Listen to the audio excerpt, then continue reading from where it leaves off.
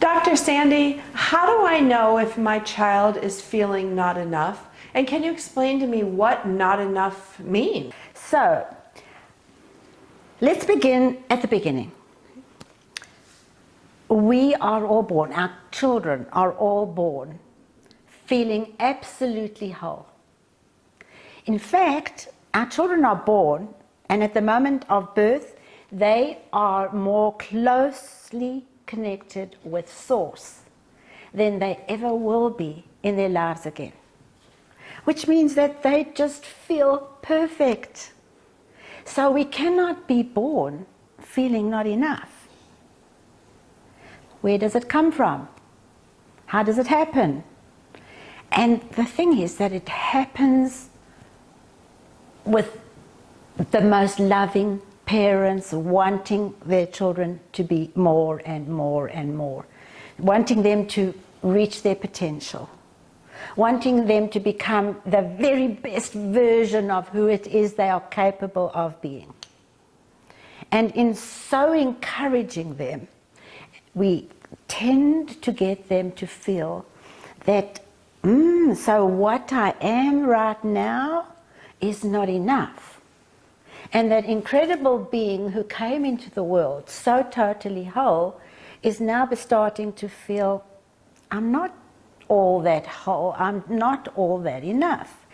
So the way in which you're going to see this coming through is that children will begin to actually verbalize it. Now, what blows me away is that I have really young children, 6, 7, using the words like, I don't feel enough. Where did they get, it's just amazing. I haven't prompted them. They're telling me that. I have teenagers saying, I just don't ever feel enough. And so we are creating a generation of children with the best intentions because we want so much for them, but we are creating a generation of children who don't feel enough. And the way we will see it is they will tell it to us in 2 ways. Firstly, those who can verbalize it will verbalize it, and they will verbalize it either in using those very words or telling us, I'm not as smart as David, I'm not as pretty as Nancy, everyone else is smarter than me, everyone else finishes their work quicker than me. So they begin to make comparisons between themselves and others in which they are falling short. The other way in which we will see it is through a lot of anxiety, because children who feel that they're not enough are anxious children. They become stressed.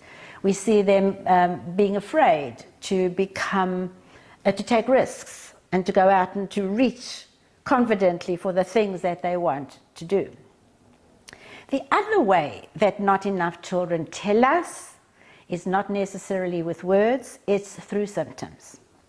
And so they develop all kinds of physical symptoms, a whole possible range from constipation through to eczema and asthma and gut problems of all kinds and headaches and sleeplessness. And that very often is a non-verbal message to moms and dads that their children are feeling like they're not enough. And not enoughness, a sense of not enoughness, of course, is a sense of low self-worth, which is really feeling uncomfortable in your own skin.